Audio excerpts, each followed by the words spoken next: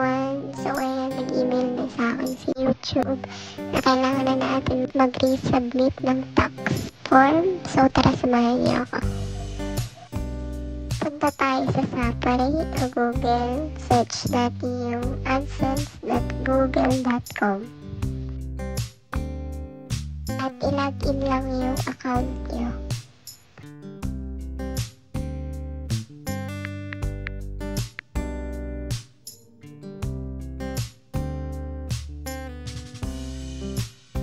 At i-click natin yung 3 lines sa sulok.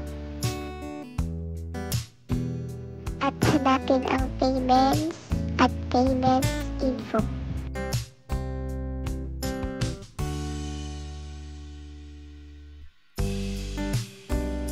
Scroll down lang tayo at hanapin ang manage settings.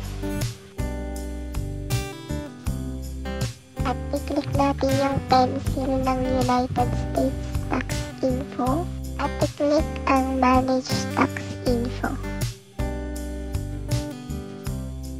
Click natin yung Show Tax Details and Documents.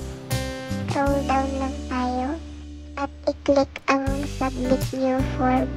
Scroll up lang, Start New Form at Start Form.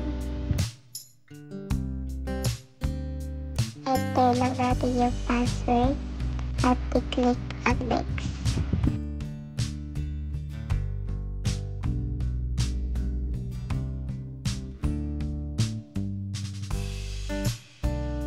Piliin natin yung individual kasi individual yung account natin. Next, citizen or resident of United States.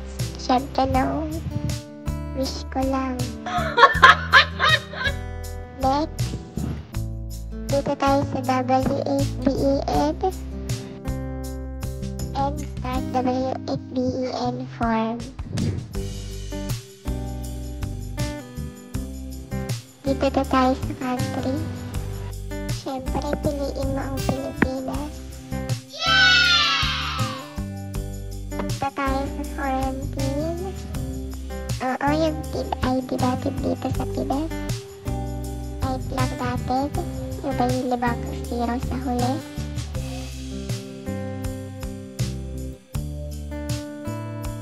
Next. Lagay natin yung country natin.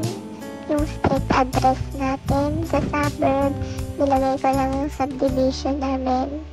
City at postal code nyo sa lugar. Kapag nasagutan nyo na lahat, check lang natin tong mailing address is the same as permanent. At next. Dito naman, click natin yung yes kasi kasunduan ito ng ating bansa ng US sa tax. Check natin yung nasa baba and country. Syempre, Philippines. Scroll down lang. At i-check ang other copyright royalties. Pindutin ang article and paragraph. Next, 15% reduce pinamababa. Check ulit natin. Check ulit. Article and paragraph ulit. Next. 0% reduce. Check ulit yung nasa baba.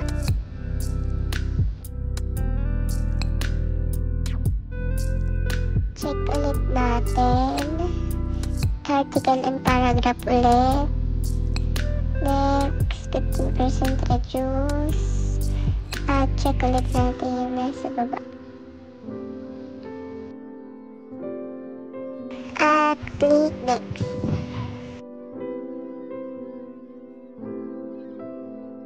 Click natin yung no. Check natin yung I certify. And click next. Dito, click lang natin yung go paperless. And I accept. Next na tayo. Check natin itong I confirm that I have review. Next, check natin itong under penalties. Scroll down lang. Sa change status sa pinabit, wala naman tayong binago. Kaya dito na tayo sa your signature. At i-click ang yes. Syempre. Scroll down lang. At submit na natin. Scroll up lang tayo. Pagkasabit natin, meron na ditong nakalagay na your tax info has been accepted. So, okay na yan. So, thank you guys. Like and subscribe.